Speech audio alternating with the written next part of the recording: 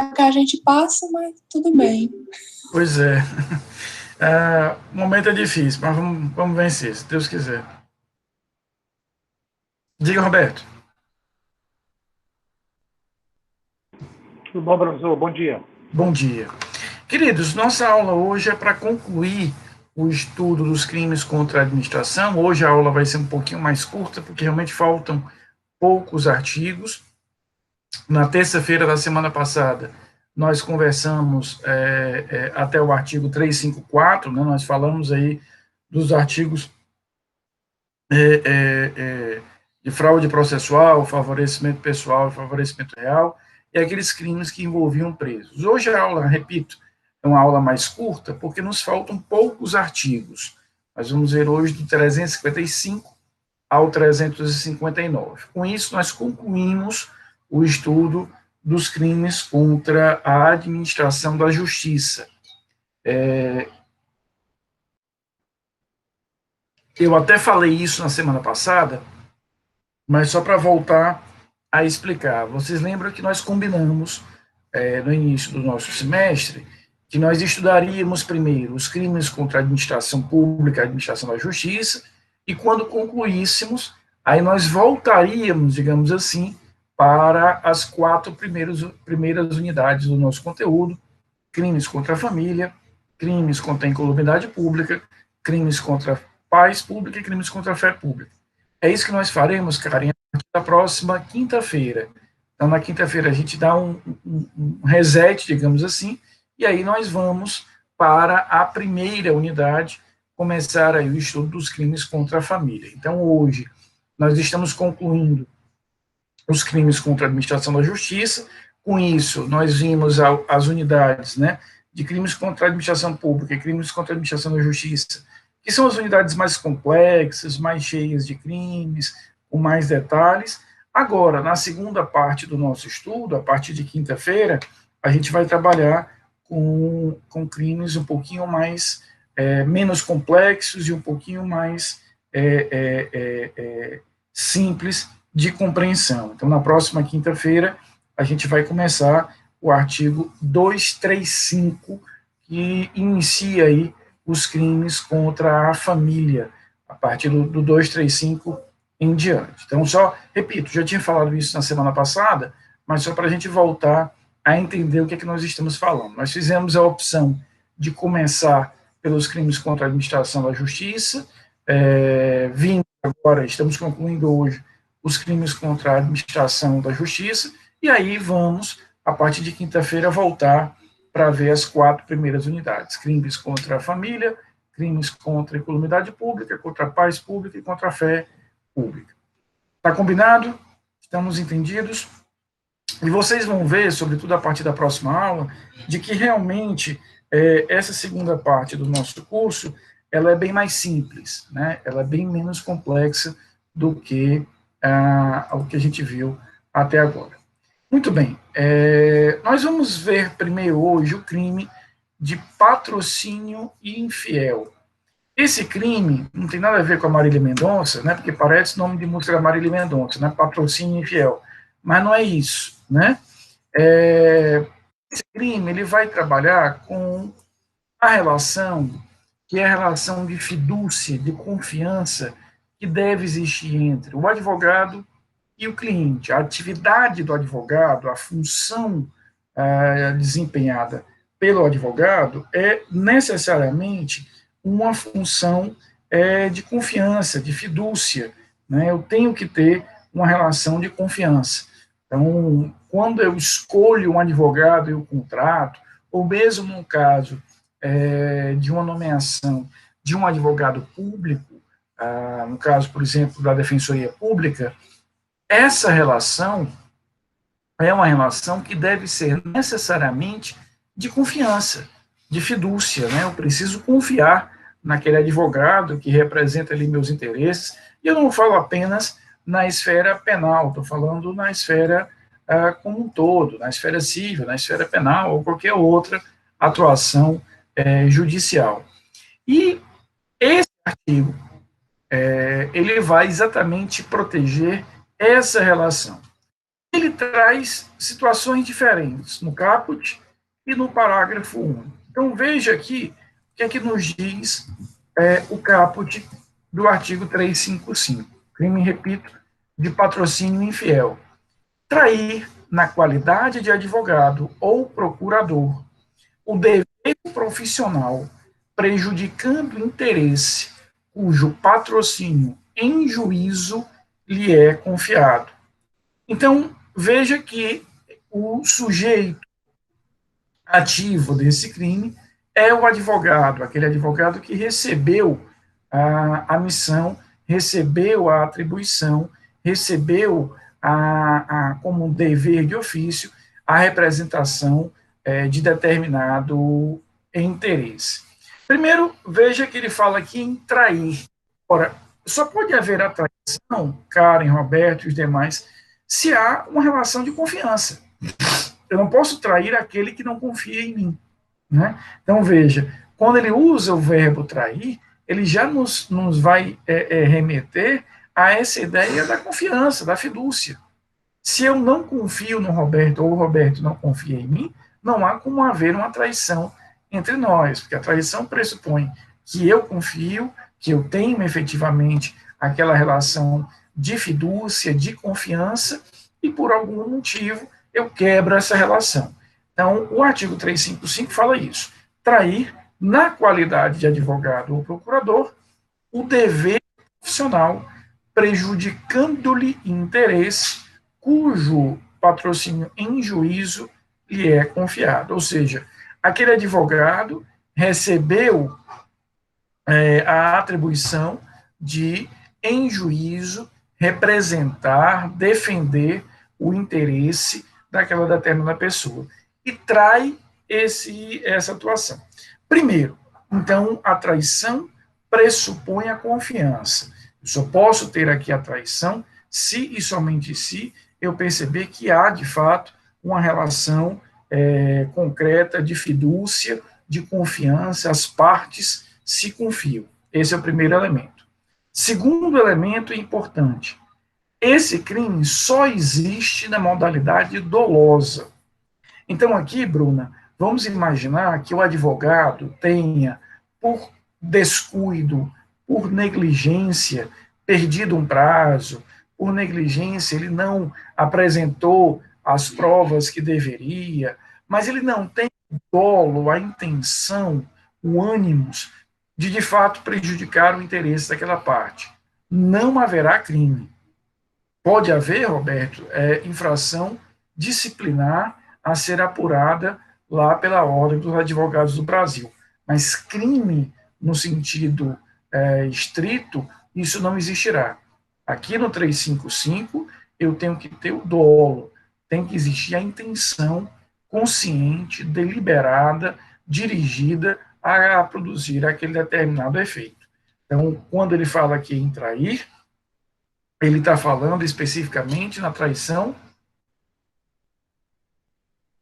dolosa. Eu estou agindo de forma a conscientemente prejudicar os interesses daquela pessoa que eu, em juízo, represento. Diga, Roberto.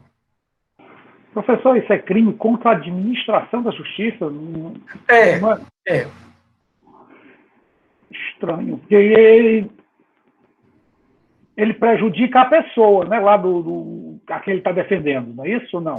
Mas aí a gente vai ter que entender aqui duas coisas. Primeiro, temos que lembrar aquele mandamento constitucional de que a advocacia, diz a Constituição, é uma função essencial à justiça. Então, eu não consigo elaborar uma decisão justa, correta, se eu não tenho boa representação do advogado, né? Lembra, o processo, ele ele possui necessariamente uma dinâmica dialética. E isso pressupõe o quê? Que eu tenho que ter esse confronto direto de partes. Então, eu tenho uma tese, tenho uma antítese, essa tese e essa antítese vão se digladiar, vão entrar em conflito, e daí eu vou extrair a síntese. Ou seja, eu tenho um autor apresentando uma versão, tenho o réu apresentando uma outra versão, essas versões irão se digladiar, e daí eu vou extrair a síntese, que é a sentença. Esta sentença só será justa, correta, adequada, se essas partes laboraram com muita técnica. Quanto melhor for a expressão da acusação e da defesa, melhor tende a ser a prestação da justiça. É por isso que esse crime, a tua colocação é muito interessante, Rafael. Mas o que eu vejo aqui é um prejuízo muito direto, muito concreto para a parte. A parte está sofrendo um prejuízo muito direto. Tudo bem, perfeito. Mas veja, eu também estou prejudicando o próprio andamento da justiça, porque no momento em que aquela balança, em que eu tenho um autor e réu, se desequilibra, em que um deles não está laborando, trabalhando como deveria, o que está prejudicando deliberadamente, conscientemente, dolosamente a intenção os interesses daquele representado, essa balança se desequilibra e o resultado é que a justiça pode ser afetada. Sem prejuízo, aí eu chego na segunda parte da resposta, Roberto, sem prejuízo daquela parte lesada ingressar, por exemplo, com uma ação de reparação de danos, lá na esfera civil. Então, se eu tenho elementos concretos, Luiz, de que o meu advogado traiu aquela confiança que eu tinha depositado a ele, né, para que ele possa efetivamente representar-me judicialmente, né? Se houve essa traição, se houve efetivamente esse ato, eu posso demandá-lo na esfera civil para que ele venha de alguma maneira, ressarcir-me dessa determinada questão. Então, é possível, sim, que nós tenhamos esse tipo de atuação, né, que vai gerar essa questão. Então, aqui, a administração da justiça ela é afetada porque aquela balança entre as partes foi desequilibrada, e foi desequilibrada por uma questão essencial. É uma experiência, até eu lhe trago o meu relato pessoal, Roberto. Há 9 anos atrás, eu vim trabalhar no Tribunal de Justiça, né? Então, eu deixei a advocacia e há 9 anos eu trabalho como assessor de um desembargador no Tribunal de Justiça. Então, tive que mudar a minha mente, né? Eu trabalhava como advogado, ou seja, eu defendia um ponto de vista, e hoje eu trabalho como assessor de um juiz, né? Digamos assim. Então, eu não tenho um ponto de vista formado, eu vou ver os argumentos das partes, de uma parte e de outra, para auxiliar o desembargador com quem eu trabalho a tomar decisões.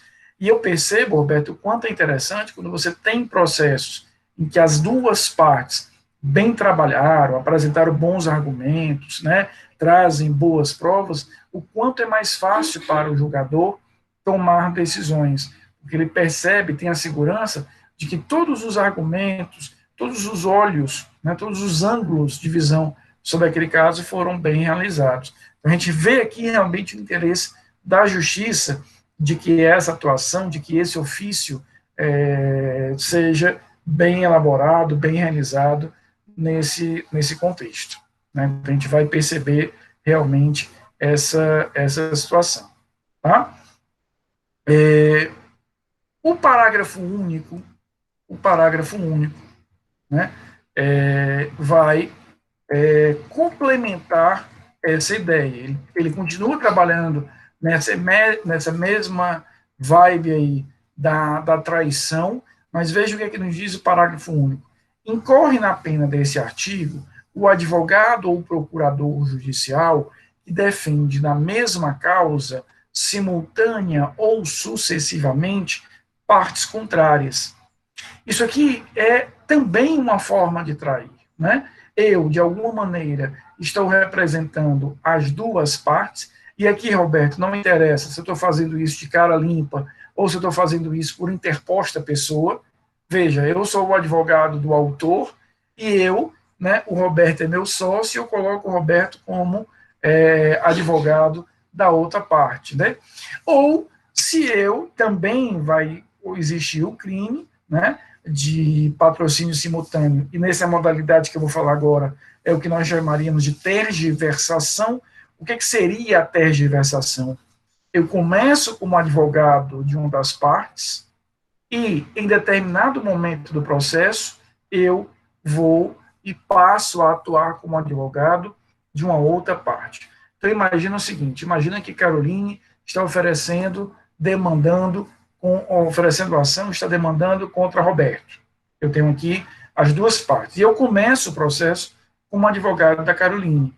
Então, eu tenho aí, pelas conversas que tive com a Carol e todas as informações, eu tenho acesso a informações, a uma visão privilegiada do processo. Durante a tramitação daquele processo, não importa se no primeiro grau, não importa se no segundo grau, o Roberto me faz uma proposta financeira mais vantajosa, e aí eu passo a advogar para o Roberto.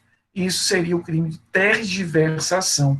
Por quê? Porque na hora que eu mudo de lado, por assim dizer, eu estou levando uma série de informações, Roberto, privilegiadas. Eu tenho uma série de informações que a outra parte, por exemplo, não teria. Então, no momento em que você começa numa relação processual, num processo, defendendo os interesses de uma das partes, não há como no curso desse processo você efetivamente mudar de lado, digamos assim, né? Não só nesse, como em processos correlatos. Imagina, por exemplo, eu vou tomar um exemplo, vou continuar no exemplo, uma ação entre Caroline e Roberto, era uma ação lá de fixação de alimentos e de guarda. Eu fui advogado da Carol. A ação foi julgada, fixou-se os alimentos, está tudo resolvido. Um ano depois, o Roberto resolve ingressar com a ação, por exemplo, de exoneração de encargos ou de diminuição do valor da pensão. Veja, é uma nova ação, mas é uma nova ação relacionada diretamente com aquela anterior. Eu continuo sem ter a possibilidade de mudar de lado. Então, quando eu tenho ali uma relação processual e o advogado escolheu uma das partes, ele deve necessariamente fazer a defesa daquela determinada parte. Ele nem pode, né, advogar para ambas, e ele nem pode, durante o curso daquele processo, ou mesmo em outros processos que tenham com aquela ação original alguma relação, mudar de lado. Claro que isso aqui não se aplica, né? Nós começamos, Isabelle, no artigo 355. Eu estou concluindo aqui o 355, nós não avançamos ainda. Claro que isso, de nada, querida, seja bem-vinda. Claro que isso aqui não impede, por exemplo, Thaís, que eu tenha determinadas situações do que nós costumamos chamar de jurisdição voluntária. Então, imagina que o João e a Maria estão se divorciando, mas é um divórcio consensual, Roberto.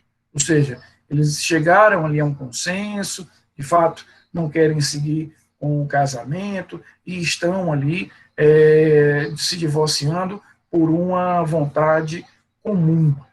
Nesse caso, não haveria problema que o mesmo advogado representasse ambas as partes, porque não há litígio, né, no sentido estrito, não há um lide, não há um conflito. O crime aí do parágrafo único do 355 existe quando existe um conflito, quando há uma lide formada efetivamente entre as partes. É dentro desse cenário que a gente vai ter o 355. Então, veja, tanto no caput quanto no parágrafo único, a gente está tratando aqui da relação entre advogado e cliente. Veja o que nos diz aí o artigo 356. Sonegação de papel ou objeto de valor probatório, inutilizar total ou parcialmente, ou deixar de restituir autos, documento ou objeto de valor probatório que recebeu na qualidade de advogado ou procurador. No primeiro momento, muito cuidado com esse crime, porque o que é o crime? Eu, como advogado, eu, como procurador da parte, tive acesso, Luísa, a um contrato, a um vídeo, a uma pólice de seguros, a um cheque, e eu extraviei, eu inutilizei aquele documento. Veja, o crime existe, quando esse advogado, aqui de novo, o crime só existe na modalidade dolosa, quando aquele advogado dolosamente, intencionalmente, inutiliza ou deixa de restituir um documento que tenha valor probatório. Então, por exemplo, a Luísa vai ingressar com uma ação de execução, me entregou ali o contrato, me entregou ali o cheque, e eu, Roberto, dolosamente destruo ou inutilizo aquele cheque, ou seja, aquele documento que continha ali o crédito. Esse é o artigo 356, onde o advogado vai dolosamente inutilizar ou não restituir, ou seja, não devolver à parte aquele documento. Aqui, de novo, Roberto, a gente poderia voltar àquela tua pergunta anterior. Ela teria o mesmo cabimento aqui. Rafael, mas isso eu ainda continuo vendo ali um prejuízo muito identificado com uma parte, ou seja, o prejuízo é muito para a parte. Né? Por que isso aqui é um crime contra a administração da justiça? Ora, porque eu estou inviabilizando, muitas vezes, que a justiça seja feita. Eu estou inviabilizando que aquele elemento de prova venha aos autos e possa ser trabalhado de uma forma regular ali nos autos. Então, a gente vai ter aqui, claramente, a perspectiva, a ideia de que haverá um dano, um prejuízo à justiça. Sem qualquer prejuízo, sem qualquer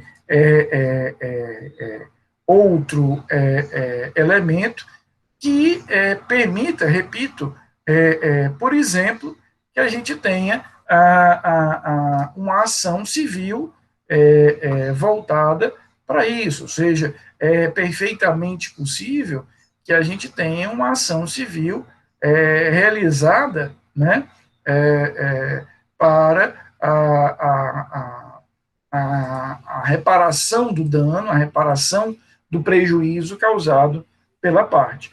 E outra coisa, a gente pode ser levado a um entendimento de que esse crime teria menos importância porque a gente está vivendo um momento de processos virtuais, de uma virtualização da justiça. Mas isso não é verdade, Bruna. Por quê? Porque, veja, o que ele está falando aqui, eu não estou inutilizando os autos do processo. Eu estou inutilizando um documento, eu estou inutilizando um objeto. Então, o que o advogado está dolosamente inutilizando é o contrato, é a apólice de seguros, é um vídeo, é uma foto que seria utilizada no processo como meio de prova. É por isso que, mesmo com a virtualização dos processos, a gente continua tendo a possibilidade de prática desse crime. O próximo crime, ele não é novidade para a gente. O nosso próximo crime, Fabiana, é um crime que nós já estudamos esse crime, e a gente só vai dar uma roupagem especial a ele. É o crime de exploração de prestígio. Vocês devem se lembrar do crime que nós estudamos lá no capítulo da administração pública, do crime de tráfico de influência, né? Eu expliquei para vocês que era vender fumaça, eu vendo a ideia de que eu tenho acesso a alguém. Aqui nós vamos ter, Roberto, o mesmo crime. Ou seja, é o mesmo crime de tráfico de influência, apenas com uma roupagem voltada para a justiça. Veja o que ele diz aí. Solicitar ou receber dinheiro ou qualquer outra utilidade a pretexto de influir em juiz, jurado, órgão do Ministério Público, funcionário da Justiça, perito, tradutor, intérprete ou testemunha. Pena de 1 a 5 anos. Diz o parágrafo único.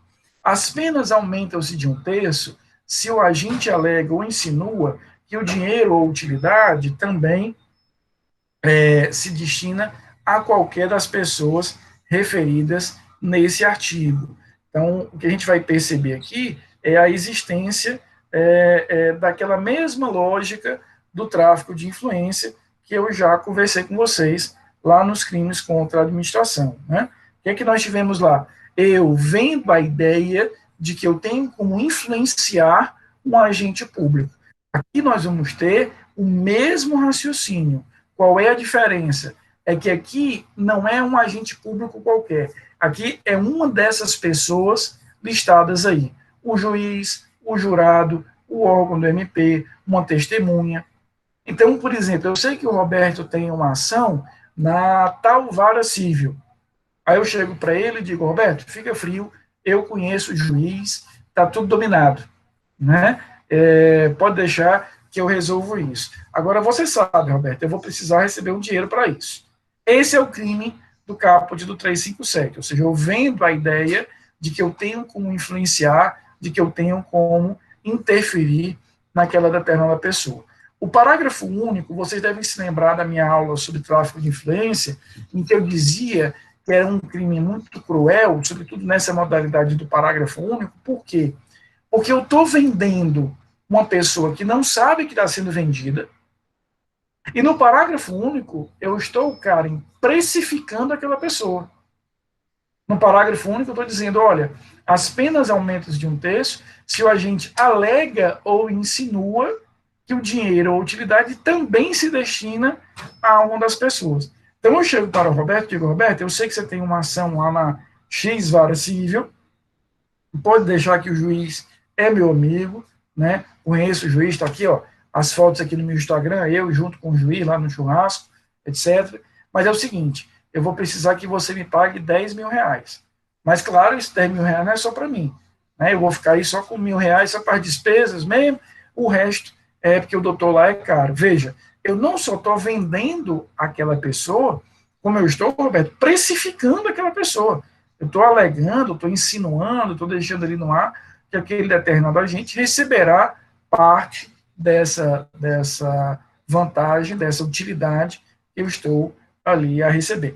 Repito, é o mesmo crime, é um crime idêntico, a própria redação é a mesma redação que nós vamos ter no tráfico de influência. A diferença é apenas e tão somente que esse crime agora é realizado no ambiente da justiça, ou seja, as pessoas aí são pessoas que têm algum tipo de relação, né, dentro dessa perspectiva, tem uma relação concreta e efetiva com a justiça, ou porque é o próprio julgador, ou é um membro do Ministério Público, ou mesmo uma testemunha. Mas não há, insisto, nenhuma diferença substancial em relação ao crime de tráfico de influência. Tá? Os dois últimos, e aqui nós vamos finalizar, Isabela e Vitória, o nosso título dos crimes contra a administração da justiça, fala em violência ou fraude em arrematação judicial. Impedir, perturbar ou fraudar a arrematação judicial, afastar ou procurar afastar concorrente ou licitante por meio de violência, grave ameaça, fraude ou oferecimento de vantagem. Então, veja, imagina o seguinte, imagina, por exemplo, lá numa ação de execução, em que eu tenho, João, a atuação da justiça, o cara deve lá um dinheiro para alguém.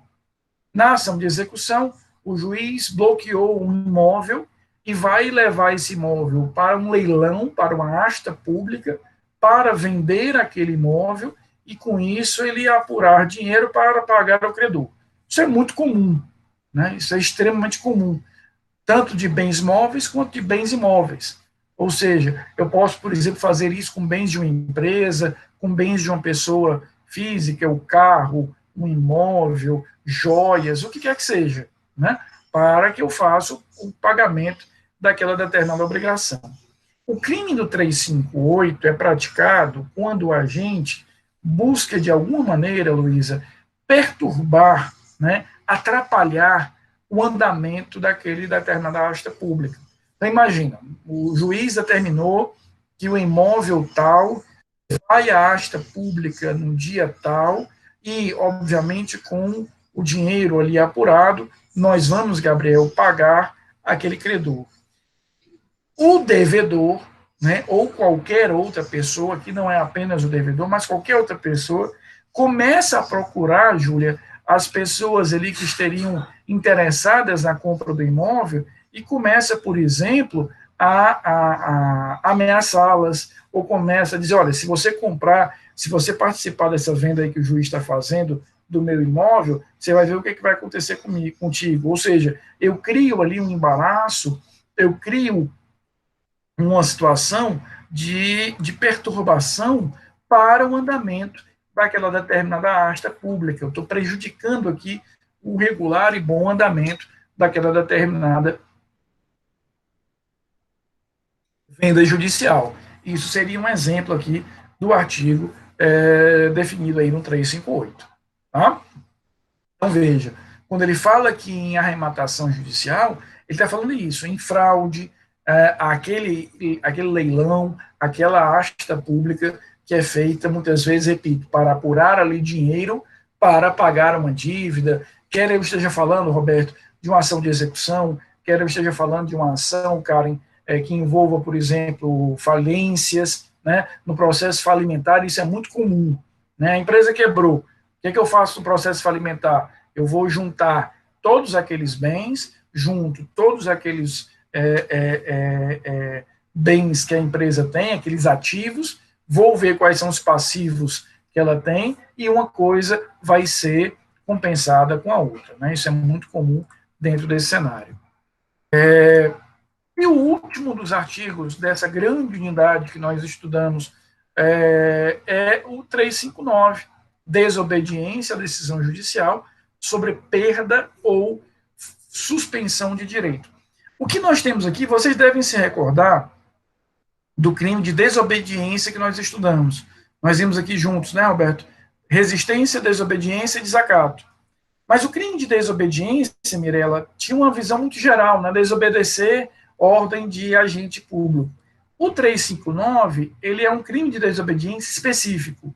Exercer função, atividade, direito ou autoridade ou munus de que foi suspenso ou privado por decisão judicial. Imagina, por exemplo, que o juiz cassou o pátrio poder de alguém.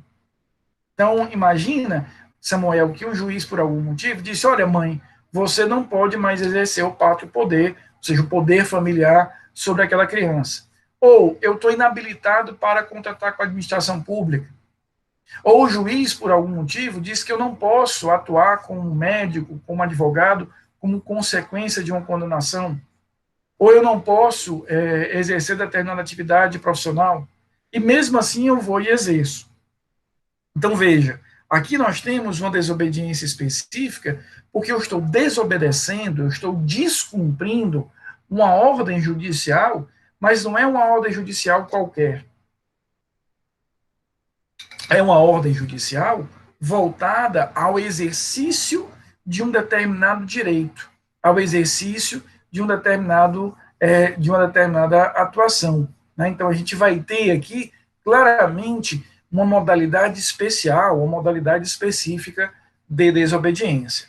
Eu estou deixando de cumprir um impedimento que a justiça me conferiu.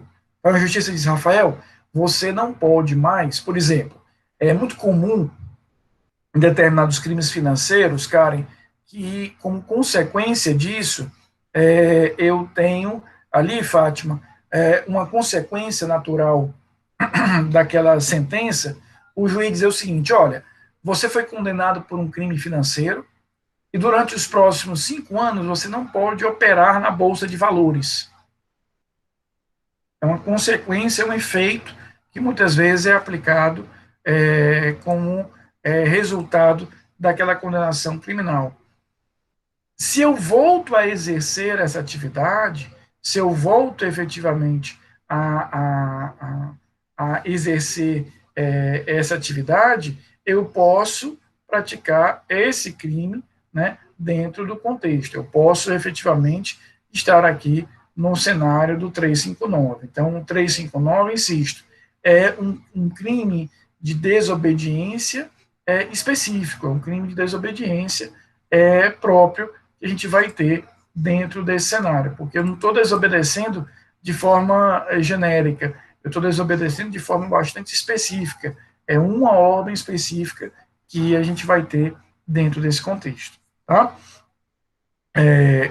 O que a gente vai ter aqui? Com isso, nós estamos concluindo os crimes contra a administração da justiça. Eu não vou ver com vocês os crimes contra finanças públicas. Por quê? Porque isso, como eu já falei, Roberto, em semanas atrás, exige um conhecimento de direito financeiro, de direito tributário. Então, quando vocês forem ver o direito financeiro, vocês vão ver esses conteúdos. O que nós vamos fazer a partir da próxima aula? A partir da próxima aula, agora nós já... Matéria da primeira prova já foi vista, né? Crimes contra a administração pública. Isso já está quitado. Nós concluímos agora os crimes contra a administração da justiça. Eu vou cobrar de vocês nossa segunda prova lá em maio. E aí, o que eu vou ter agora? Eu vou ter, efetivamente, dentro desse contexto, a atuação de que eu voltarei com vocês agora, a partir da próxima aula, para que nós possamos ver as 4 primeiras unidades. Crimes contra a administração, crimes contra a família, crimes contra a incolumidade pública, crimes contra a paz pública e a fé pública. São crimes bem menos complexos do que esses que nós estudamos até agora, e isso tem uma lógica que nos favorece, porque na segunda parte agora do semestre, a gente está naturalmente mais cansado, esse resto de abril e o mês de maio, aí nós vamos ter a possibilidade de trabalhar com crimes menos complexos em relação a isso. Tá combinado? Tá tranquilo? Eu vou fazer agora a chamada. Então, na quinta-feira, a gente volta para começar a estudar a primeira unidade, os crimes contra a família. Só um minutinho que eu vou fazer aqui a chamada.